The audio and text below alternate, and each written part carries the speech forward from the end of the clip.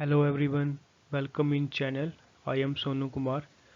Today's our topic is Physical Education Class 12th Chapter 10 Training in Sports खेलों में प्रशिक्षण.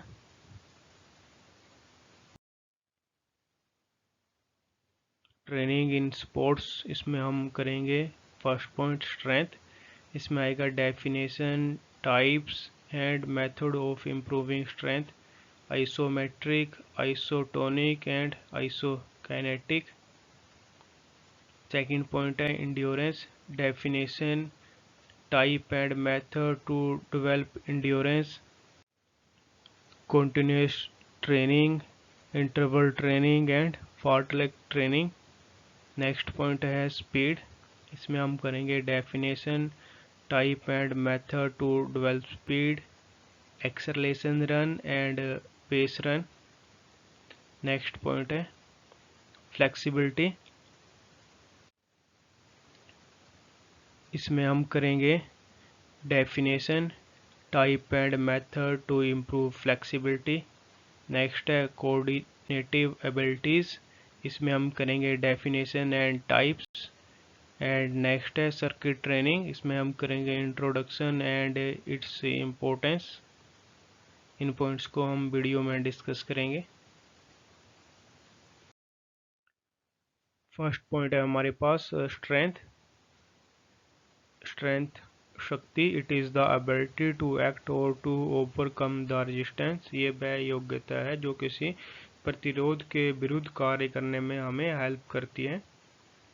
Type of strength, शक्ति के प्रकार. इसमें फर्स्ट है डायनेमिक स्ट्रेंथ, गतिशील शक्ति, और स्टैटिक स्ट्रेंथ, स्थिर शक्ति. जो डायनेमिक स्ट्रेंथ है हमारी गतिशील शक्ति, उसके आगे 100 पॉइंट्स हैं. इसमें है मैक्सिमम स्ट्रेंथ, अधिकतम शक्ति. सेकेंड है एक्सप्लोजिव स्ट्रेंथ, विस्फोटक शक्ति. और नेक्स्ट है स्ट्रेंथ इंड्योरेंस, शक्ति सहनशीलता. नेक्स्ट है हमारे पास मेथड टू डेवलप स्ट्रेंथ. शक्ति को बढ़ाने के जो मेथड हैं, प्रशिक्षण विधियां हैं. इसमें फर्स्ट पॉइंट है हमारे पास आइसोमेट्रिक मेथड. सेकेंड है isotonic method.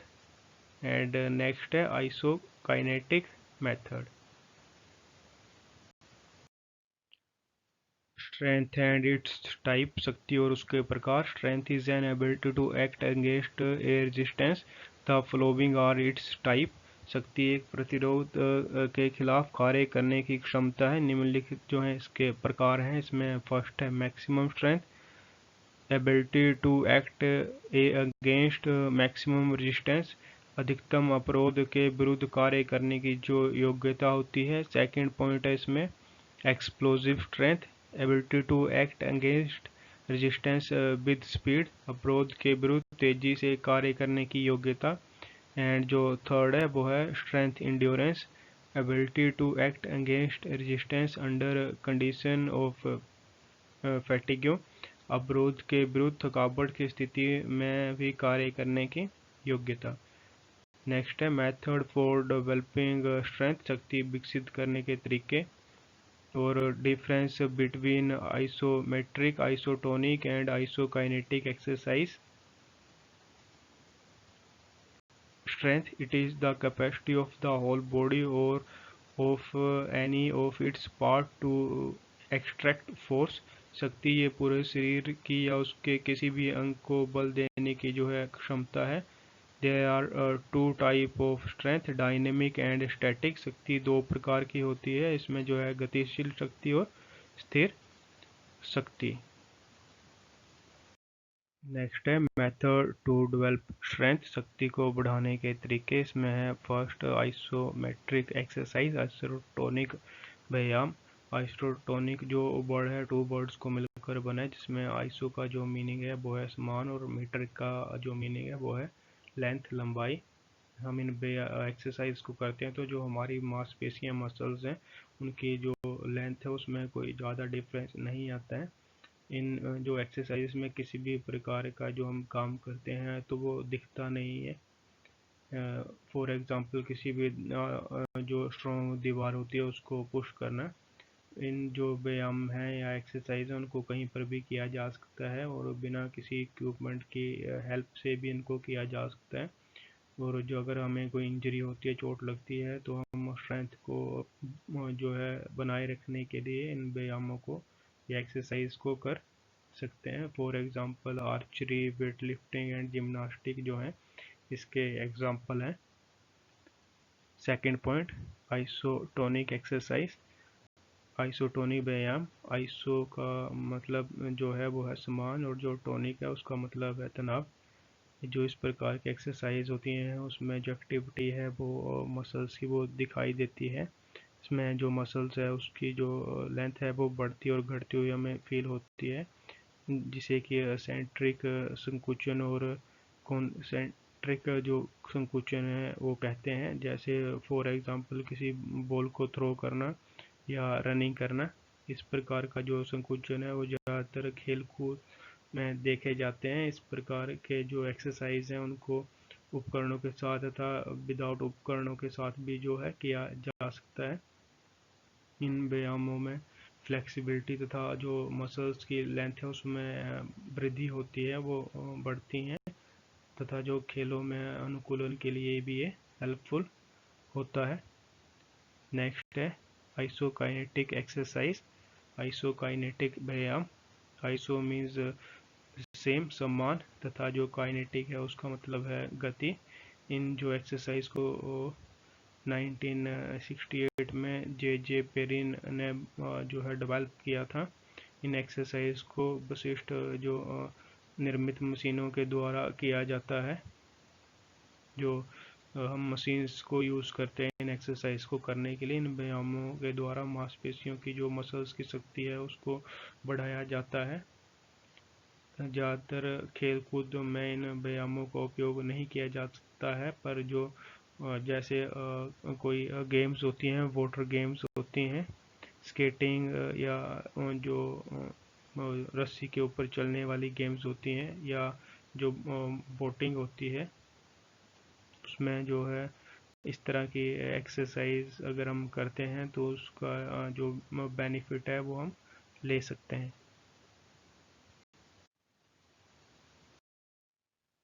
Next is endurance. Endurance means सहनशीलता. It is the ability to continue the activity under the condition of fatigue or for a long time. यह वह योग्यता है जो किसी कार्य को लंबे समय तक निरंतर करते रहने में अथवा थकावट की स्थिति में भी कार्य को करते रहने में हमें हेल्पफुल होती है। नेक्स्ट है टाइप ऑफ एंड्योरेंस, सहनशीलता के प्रकार। इसमें फर्स्ट है on the basis of nature of activity, क्रिया के प्रकृति के अनुरूप। और सेकंड है on the basis of duration of activity, क्रिया के जो है समय है उसके अनुसार। तो इसमें फर्स्ट का जो है on the basis of nature of activity, इसके सब पॉइंट हैं आगे। इसमें फर्स्ट है बेसिक एंड्योरेंस, जो मूलभूत सहनशीलता है। सेकंड है जनरल एंड्योरेंस, जो सामान्य सहनशीलता है। एंड नेक्स्ट है स्पेसिफिक एंड्योरेंस, विशिष्ट सहनशीलता। और जो सेकंड पॉइंट था on the basis of duration of activity, जो टाइम के अकॉर्डिंग था, उसके सब पॉइंट है स्पीड एंड्योरेंस, गति सहनशीलता। सेकंड है शॉर्ट टाइम एंड्योरेंस, जो कम टाइम के लिए जो है सहनशीलता। नेक्स्ट है मीडियम टाइम एंड्योरेंस, मध्यम अवधि के लिए सहनशीलता। एंड नेक्स्ट है लॉन्ग टाइम एंड्योरेंस, लंबे टाइम के लिए जो है सहनशीलता। तो ये सब टाइप्स हैं एंड्योरेंस की, सहनशीलता के प्रकार हैं। नेक्स्ट है मेथड टू डेवलप एंड्योरेंस, जो सहनशीलता को बढ़ाने के लिए उसके मेथड, विधियाँ। इसमें फर्स्ट है कॉन्टिन्यूस मेथड, निरंतर जो विधि है। सेकेंड है इंटरवल मेथड, अंतराल विधि। एंड जो थर्ड है वो है फार्टलेक मेथड, फार्टलेक जो प्रशिक्षण विधि है। Next is type of endurance, सैनिक क्षमता के प्रकार। इसमें फर्स्ट पॉइंट है on the basis of nature of activity, क्रिया की प्रकृति के आधार पर। इसमें आगे फर्स्ट पॉइंट है बेसिक एंड्योरेंस, मूलभूत या आधारभूत सैनिक क्षमता। व्यक्ति की ये वह योग्यता है जिसमें हमें बहुत सारी जो है शारीरिक मांसपेशियों के द्वारा धीमी गति से लंबे समय तक जो है वो एक्टिविटी या हलचल कर सकता है, जैसे कि रनिंग करना या वॉकिंग करना और स्विमिंग करना। सेकंड पॉइंट है जनरल इंड्योरेंस। सामान्य जो सहन क्षमता है यह वह योग्यता है जिसमें कोई व्यक्ति थकान की स्थिति में भी हलचल जो है कर सकता है, जैसे वो एरोबिक कर रहा है तथा एनोरोबिक जो है एक्टिविटीज करता है।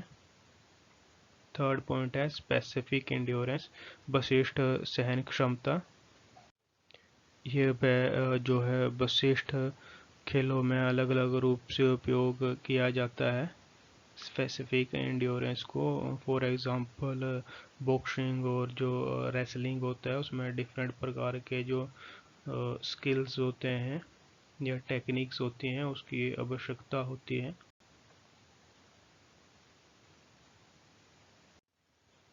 जैसे कि जो बॉक्सिंग वाला जो प्लेयर होता है उसको जो स्पेसिफिक एंड्योरेंस है वो डिफरेंट टाइप की चाहिए होती है, जो रेसलर है उसको जो स्पेसिफिक एंड्योरेंस चाहिए होती है वो डिफरेंट होती है। नेक्स्ट है second point, on the basis of duration of activity, क्रिया के समय के आधार पर जो है एंड्योरेंस का टाइप। इसमें फर्स्ट पॉइंट है स्पीड एंड्योरेंस, गति सहन क्षमता। यह वह एबिलिटी है जिसमें जो व्यक्ति है थकान के बावजूद किसी भी गति को 45 सेकेंड तक जो है तेजी से कर सकता है, जैसे कि वो 100 मीटर स्प्रिंट करता है। सेकेंड है इन शॉर्ट टर्म एंड्योरेंस, जो है कम समय के लिए जो है सहन क्षमता। ये वह योग्यता है जिसमें 45 सेकेंड से लेकर 2 मिनट तक जो है वॉक करने वाली जो एक्टिविटी हैं वो उसमें होती हैं, या रनिंग वाली जिसमें कि जैसे 800 metre race. And next is the medium term endurance, जो मध्यम अवधि की सहन क्षमता है। इस योग्यता में 2 मिनट से लेकर जो है 11 मिनट तक चलने वाली एक्टिविटीज़ होती हैं, जैसे कि 1500 metre race. And next is long term endurance, लंबे टाइम के लिए सहन क्षमता। यह वह योग्यता है जिसमें 11 मिनट से अधिक चलने वाली जो एक्टिविटीज़ होती हैं, जैसे 500 metre race, cross country race and marathon race. Next is methods to develop endurance. इसमें जो फर्स्ट पॉइंट है वो है कॉन्टिन्यूस मेथड, जो निरंतर प्रशिक्षण विधि है। जिस तरह की जो एक्सरसाइज है उसको लंबे समय तक बिना रुके जो है किया जाता है, इसका जो कार्य करने की प्रबलता इंटेंसिटी है वो कम होती है। खिलाड़ियों की जो हार्ट रेट है वो एक्सरसाइज के दौरान 140 टू 160 प्रति मिनट होनी चाहिए। जो एक्सरसाइज की ड्यूरेशन है, टाइम है, वो 30 मिनट से अधिक होता है। इसमें रनिंग, वॉकिंग, साइकिलिंग एंड जो क्रॉस कंट्री रेस है वो होती हैं। इसकी एडवांटेज, इसमें फर्स्ट पॉइंट है थके होने के बावजूद अगर लगातार काम करने की इच्छा शक्ति जो है मजबूत होती है। सेकंड पॉइंट है इसमें, इस विधि के अनुसार मांसपेशियों में जो रेड ब्लड जो सेल्स होते हैं मसल्स में उसकी वृद्धि होती है। नेक्स्ट इज, इस विधि में हृदय और फेफड़ों की जो कार्य क्षमता है उसमें वृद्धि होती है। नेक्स्ट इज, इस विधि में मांसपेशियों और लीवर में जो ग्लाइकोजन लेवल होता है वो बढ़ता है। एंड नेक्स्ट इज, खिलाड़ियों में आत्म अनुशासन और आत्मविश्वास जो है वो बिल्ड होता है। इसके अलावा उनकी जो इच्छा शक्ति होती है, उनकी जो इंड्योरेंस होती है वो बढ़ती है। सेकंड पॉइंट है हमारा इंटरवल मेथड। इंटरवल मेथड अंतराल प्रशिक्षण विधि। इस विधि में जो प्लेयर होते हैं उनकी सहन क्षमता विकसित करने बहुत ही प्रभावशाली होता है।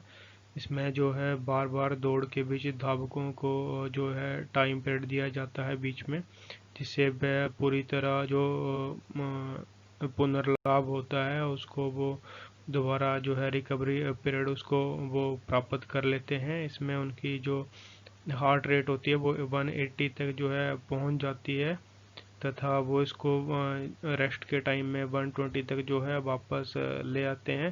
और दोबारा जो है उस कार्य को वो दोबारा करते हैं। जो प्लेयर होते हैं उसकी जो हार्ट रेट को जांचने के बाद उसका जो प्रशिक्षण भार दिया जाता है। इसमें मध्यम दूरी की दौड़ें, जो मिडल डिस्टेंस की रेसेस होते हैं, फुटबॉल या फिर जो हॉकी गेम होता है वो होते हैं। एडवांटेज, इसका जो लाभ होते हैं उसमें फर्स्ट है, यदि कोई जो एथलीट है अभ्यासों को उचित तरीके से करता है तो कम समय में कार्य करने की उसकी जो क्षमता है उसमें उसकी वृद्धि होती है। सेकेंड है, इस विधि को श्वसन और जो संचार प्रणाली होती है, रेस्पिरेटरी और सर्कुलेटरी सिस्टम, उसमें जो है अच्छा बेनिफिट होता है। जो प्रशिक्षक किसी खिलाड़ी को जो आसानी से देख सकता है, इजीली वो ऑब्जर्व कर सकता है। कम समय में खिलाड़ी अपनी जो सहन क्षमता है, उसकी इंड्योरेंस है, उसको वो बढ़ा सकता है। नेक्स्ट इज, खिलाड़ी अपने प्रशिक्षण के प्रभाव के बारे में उसको जो है नॉलेज हो जाती है। नेक्स्ट इज, यदि खिलाड़ी व्यायाम में गलती करता है तो जो कोच या ट्रेनर है उसे रिकवरी टाइम के ड्यूरेशन में उसको वो जो है समझा सकता है कि तूने कौन सा मिस्टेक किया है। इस प्रकार खिलाड़ी का जो कॉन्फिडेंस है वो बूस्ट किया जा सकता है, उसको बढ़ाया जा सकता है। Next is third point, fartlek method. Fartlek प्रशिक्षण विधि यह सैन्य क्षमता को बढ़ाने की विधि है। इसे स्वीडन के गोस्ट होल्मर ने 1930 में डेवलप किया था और इसे स्पीड प्ले के नाम से भी जो है जाना जाता है। इस विधि में जो प्लेयर होता है वो अपने अनुसार अपनी गति को जो उसके आसपास का जो इन्वायरमेंट होता है उसके अकॉर्डिंग जो है वो परिवर्तित कर लेता है। इस विधि के द्वारा जो सैन्य क्षमता का विकास होता है, खिलाड़ी जो अपनी गति वातावरण के अनुसार परिवर्तित करता रहता है। ये विधि जो है अपने आप में जो है अनुशासित होती है। इसमें जो हार्ट रेट है वो 140 to 180 पर मिनट के अकॉर्डिंग जो चलती है।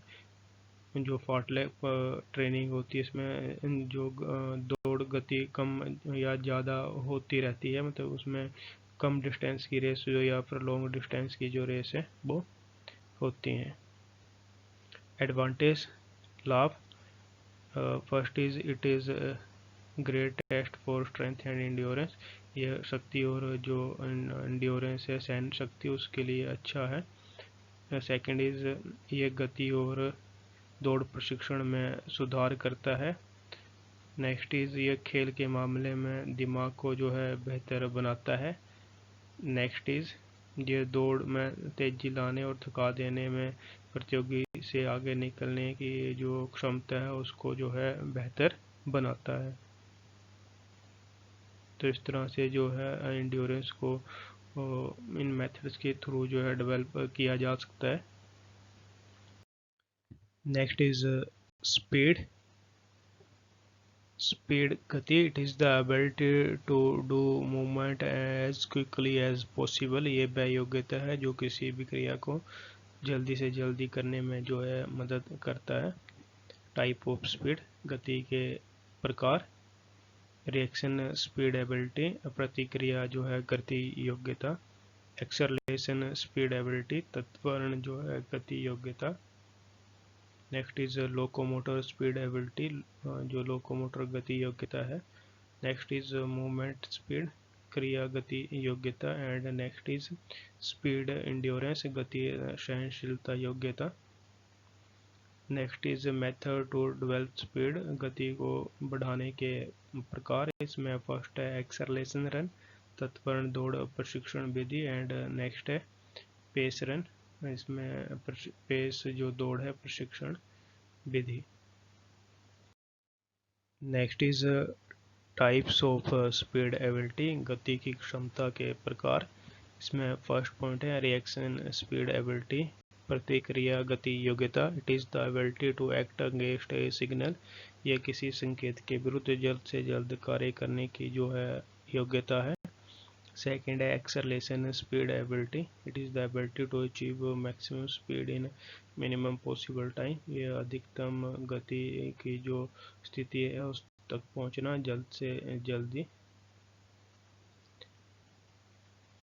Next is movement speed ability. It is the ability to do a single small movement in a minimum possible time. क्रिया गति योग्यता, इसमें किसी भी क्रिया को जल्द से जल्द करने की जो है एबिलिटी होती है। Next is locomotor speed ability. It is the ability to maintain maximum speed as long as possible. इसमें जो अधिकतम गति की स्थिति को लंबे जो टाइम तक है उसको बनाए रखने की योग्यता है। नेक्स्ट इज स्पीड एंड्योरेंस, गति सहनशीलता। It is the ability to do the movement as quick as possible under the condition of fatigue. थकावट की स्थिति में भी किसी क्रिया को जल्दी से जल्दी करने की योग्यता। Next is methods to develop speed, गति को जो बढ़ाने के तरीके हैं। इसमें फर्स्ट है पेस रन, जो निर्धारित दौड़ है। पेस रन में जो निर्धारित दौड़ है उसका अर्थ है किसी जो दूरी को एक ही जो है स्पीड से उसको जो है उसने ख़त्म करना है, एक ही चाल में ख़त्म करना है। इसमें सामान्यतः निर्धारित दौड़ में 800 मीटर की रेस या उससे अधिक की जो रेस है उसको डाला जाता है। जो एक प्लेयर होता है उसके लिए 300 से 320 मीटर की जो रेस है वो दौड़ सकता है। जो लंबी दौड़ें होती हैं उसमें गति को वो अपनी स्पीड को कम करके वह अपनी जो उसका ऊर्जा है उसको एनर्जी को वो बचाता है। फॉर एग्जांपल अगर 800 मीटर की रेस लगाने के लिए जो एथलीट है उसका जो टाइम है वो 1 मिनट 42 सेकेंड होता है, तो उसे जो फर्स्ट 400 मीटर की जो रेस होती है वो 50 सेकेंड में, तथा जो दूसरी 400 मीटर का जो रेस होगा उसको वो 52 सेकेंड में कंप्लीट कर लेना चाहिए उसको। इस अभ्यास को जो ट्रेनिंग होती है उसको जो पेस रन का अभ्यास कहते हैं। Second point is acceleration run, तत्वरण दौड़।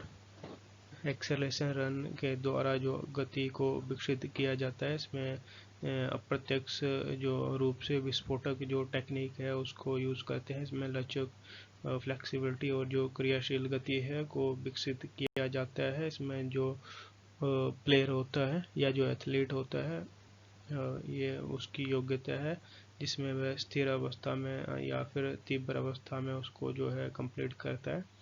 जो हमारी एक्सेलरेशन रन है उसमें गति को विकसित करने के लिए जो एक रेसर होता है, एथलीट होता है, उसको 25 से 30 मीटर में 6 से 12 बार जो है फुल स्पीड से जो उसको है दौड़ना होता है। एक जो रेसर होता है उसको 5 से 6 सेकंड के अंदर जो है मैक्सिमम स्पीड को जो है प्राप्त करना होता है जब वो स्टार्ट करे तो। और 2 रेसेस के बीच में उसको जो है सफिशिएंट टाइम जो है दिया जाना चाहिए।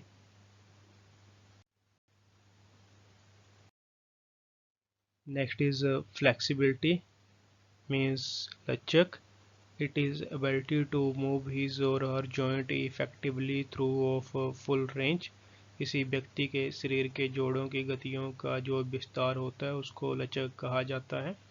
टाइप ऑफ फ्लेक्सिबिलिटी, लचक के प्रकार। फर्स्ट है पैसिव फ्लेक्सिबिलिटी, अक्रिय लचक, the ability to do joint movement speed with and external help of partner. किसी बाहरी व्यक्ति या अपने पार्टनर की हेल्प से जो है शरीर के जोड़ों की गति को करने की योग्यता। सेकेंड है एक्टिव फ्लेक्सिबिलिटी, सक्रिय लचक, the ability to do joint movement without any external help, बिना किसी की सहायता से जो शरीर के जोड़ों की गति करने की योग्यता। एक्टिव फ्लेक्सिबिलिटी के आगे सब पॉइंट है, इसमें फर्स्ट है स्टैटिक फ्लेक्सिबिलिटी एंड सेकेंड है डायनेमिक फ्लेक्सिबिलिटी। स्टैटिक मीन्स स्थिर लचक और डायनेमिक मीन्स गतिशील लचक। नेक्स्ट है मेथड टू डेवलप फ्लेक्सिबिलिटी, लचक को बढ़ाने वाले जो हैं प्रशिक्षण विधियां। इसमें फर्स्ट पॉइंट है ball stick method, ball stick जो है प्रशिक्षण विधि। सेकंड है slow stretch and hold method. And जो थर्ड है वो है post isometric stretch method.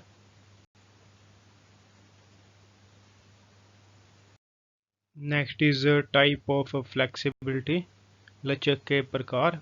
Flexibility is the range of movement to the joint of a sports person. लचक शरीर के जोड़ों की गतियों के विस्तार को जो है लचक कहते हैं। इसमें फर्स्ट पॉइंट है एक्टिव फ्लेक्सिबिलिटी, सक्रिय लचक।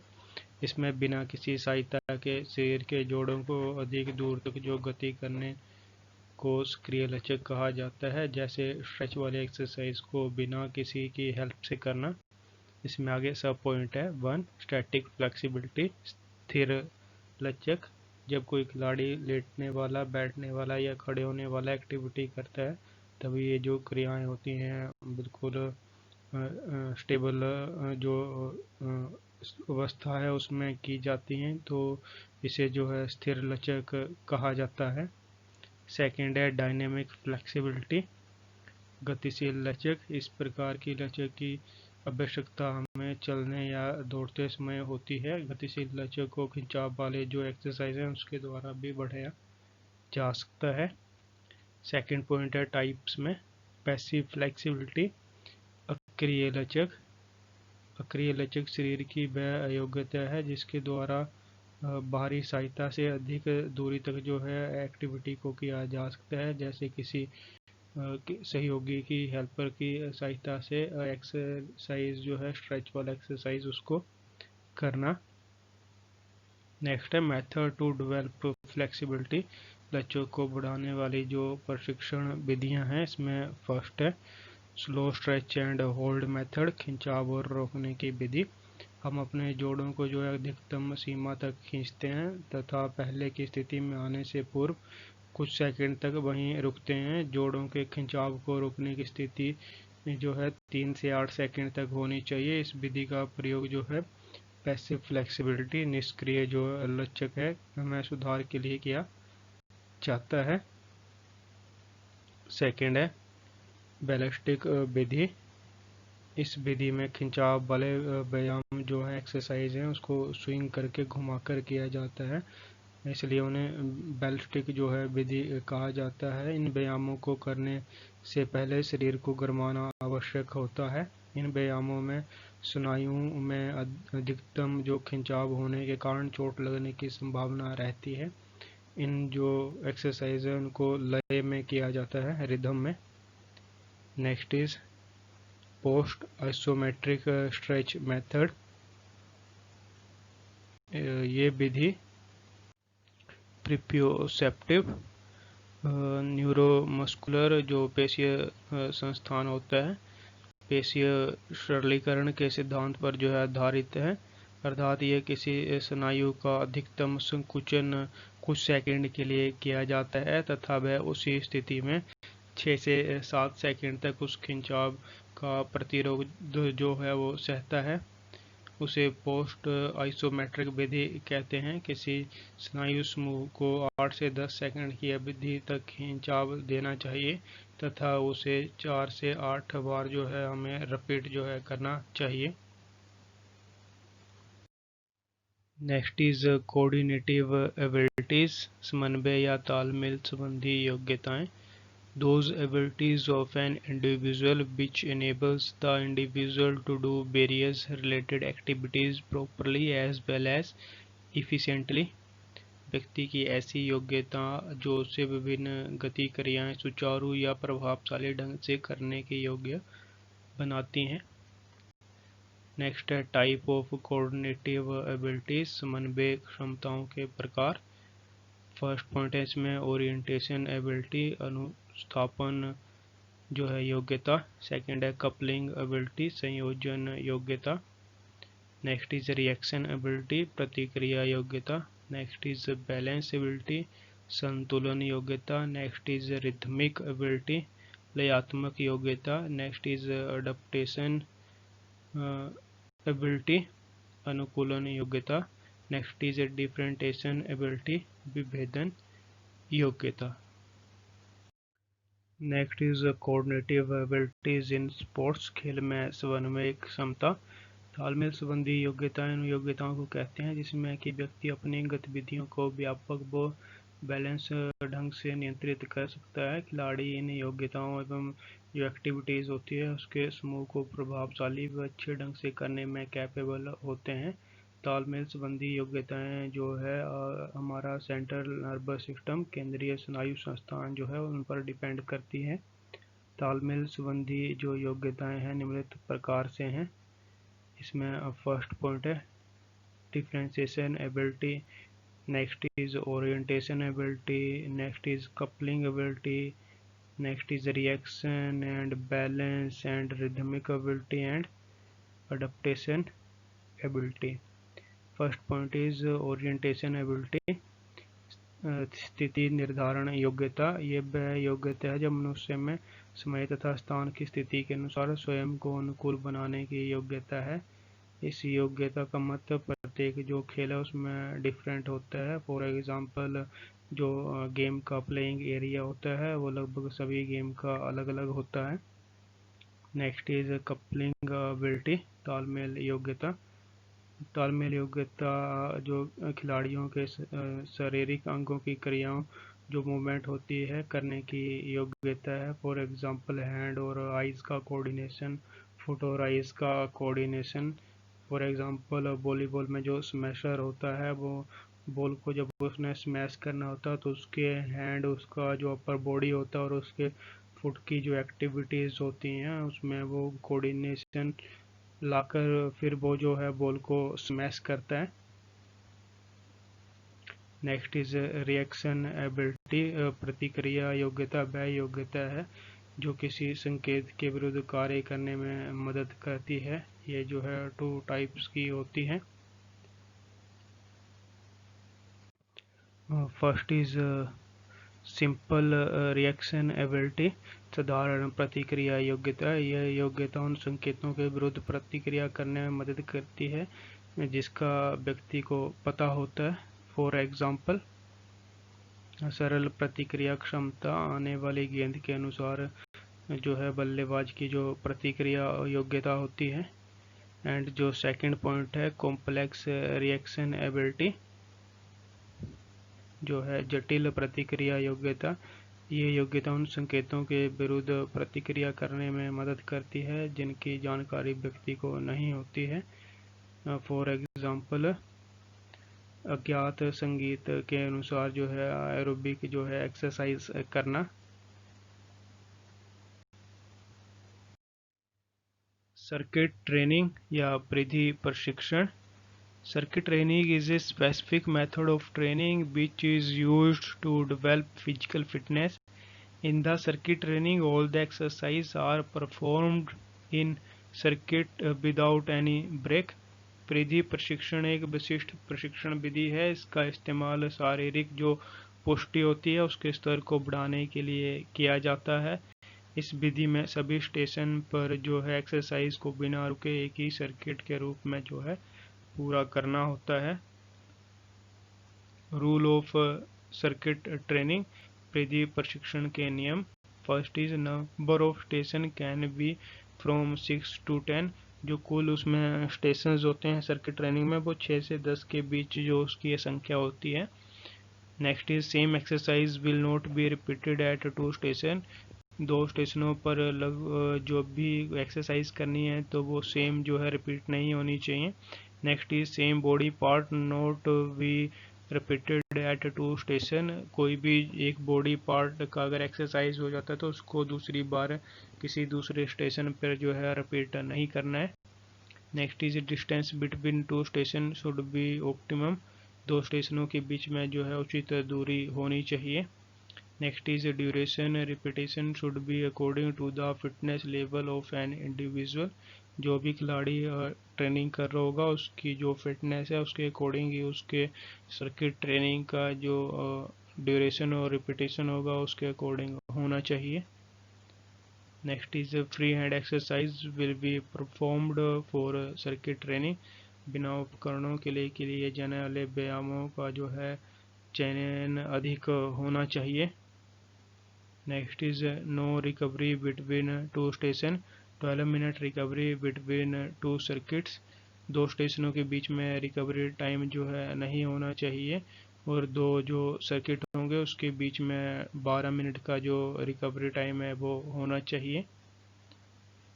इन a training session maximum 3 circuit can be done. जब भी ट्रेनिंग सेशन होगा तो उसके जो है 3 सर्किट जो है होने चाहिए। Next is a proper warm up should be done before participate in the circuit training. Circuit training में भाग लेने से पूर्व जो है वार्म अप जरूरी है। Next is movement should be done on each station with high speed. सभी स्टेशनों पर जो है तेजी के साथ जो है उसको पूरा करना है। नेक्स्ट इज सर्किट ट्रेनिंग विधि प्रशिक्षण। एक विशिष्ट प्रशिक्षण विधि है जिसका इस्तेमाल जो फिजिकल फिटनेस है उसको बढ़ाने के लिए किया जाता है। इस विधि में सभी स्टेशनों पर चयनित व्यायाम जो होते हैं उनको बिना रुके जो है पूरा करना होता है। यहाँ पर जो सर्किट ट्रेनिंग है उसको एक सर्किट में दिखाया गया है कि कौन कौन सी एक्सरसाइज को जो है चूज कर सकते हैं। इसमें फर्स्ट है सिटअप, सेकंड है डिप्स, थर्ड है स्किपिंग, फोर्थ है बैक सिटअप, फिफ्थ है spot running, and sixth is long push up, seventh is squat, and eighth is cartwheel. या हम जो है 10th जो है नंबर तक जो है सर्किट ट्रेनिंग के जो स्टेशन है उनको इंक्रीज जो है कर सकते हैं। Next is benefit of circuit training. परिधि प्रशिक्षण के जो लाभ हैं, फर्स्ट है इसमें help to improve physical fitness, शारीरिक पुष्टि के स्तर को बढ़ाता है। And second is help to improve cardiovascular fitness, जो हमारी हृदय वाहिका संबंधी पुष्टि है उसको बढ़ाने में भी ये हेल्पफुल होता है। Next is some important questions. यहाँ पर क्वेश्चंस को जो है मार्क्स के अकॉर्डिंग डिवाइड किया गया है। इसके अकॉर्डिंग आप क्वेश्चंस को अपने एग्ज़ाम के लिए प्रिपेयर कर सकते हैं और आप एग्ज़ाम में अच्छे से अच्छे मार्क्स जो है अचीव कर सकते हैं। हमारा जो फिजिकल एजुकेशन का 10th लेसन है +2 क्लास का वो कंप्लीट हो गया है, और जो हमारा +2 का सिलेबस है वो भी कंप्लीट हो गया है। जो पिछले लेसन्स की वीडियो हैं आप उनको डायरेक्ट चैनल में जाके या फिर आप डिस्क्रिप्शन बॉक्स में लिंक दिए गए हैं वहाँ से आप वीडियोस को देख सकते हैं। अगर आपके कोई क्वेश्चंस हैं तो आप उसको कमेंट बॉक्स में, मैसेज बॉक्स में टाइप करके आप भेज सकते हैं, उसका आपको जल्दी से जल्दी जो है रिप्लाई दिया जाएगा।